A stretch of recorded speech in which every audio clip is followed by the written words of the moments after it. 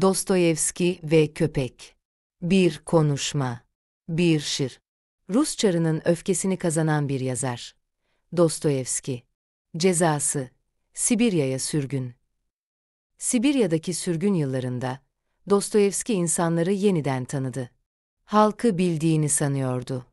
Ama yanıldığını burada anladı. Bir gün bir köpeği fark etti. Her geçen mahkum köpeği tekmeliyor. Köpek ise sadece eğilip bunu bekliyordu. Ne havlıyor ne de kaçıyordu. Dostoyevski, köpeğe yaklaştı.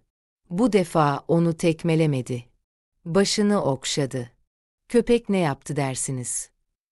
Köpek sevgiye şaşırdı. Hemen kaçtı.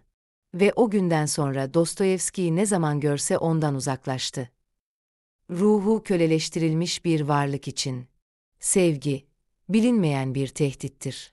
Bazen kötüye alışanlar, iyiliği düşman sanar. Bazen kötü davrandığınız insanlar size tapar. Ama iyi davrandıklarınıza düşman kesilirler. Gerçek özgürlük, ruhun sevgiye yeniden güvenmesiyle başlar.